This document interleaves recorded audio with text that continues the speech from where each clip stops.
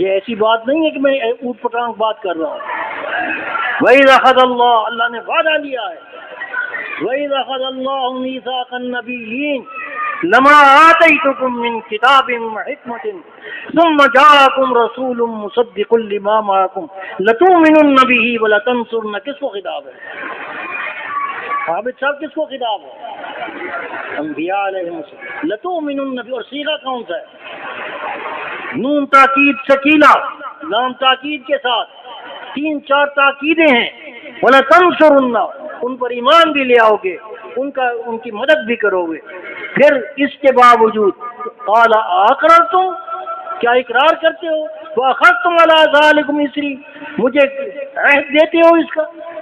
قالوا اقررنا قال فاشهدوا وَأَنَا مَعَكُمْ مِنَ الشَّاهِدِينَ، گواہ ہو جاؤ اور میں بھی تمہارے ساتھ گواہی دینے والا.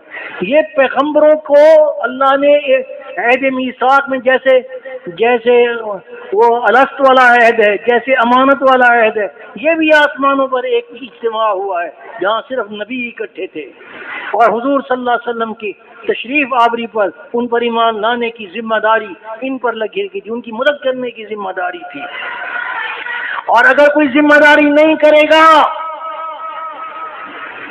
یہ ذمہ داری پوری نہیں کرے گا نبیوں میں سے، اللہ اپنے نبیوں کا بہت پیار فرماتے ہیں، لیکن یہاں پر دیکھو کہ کلام کیسے ارشاد فرمائے. فمن تولی بعد ذلک، فمن تولی بعد ذلک فاولئک هم الفاسقون. یہ میں قرآن ہی پڑھ رہا ہوں. تو اس امت کی شان یہ ہے کہ دوسرے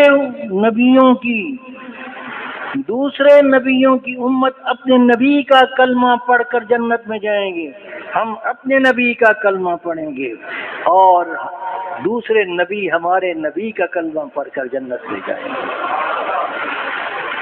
تو اس لیے ختم نبوت نے اس امت کو بہت بڑا اعزاز دیا ہے. اس کو معمولی نہ سمجھنا، اپنے ایمان کی حفاظت کرنا.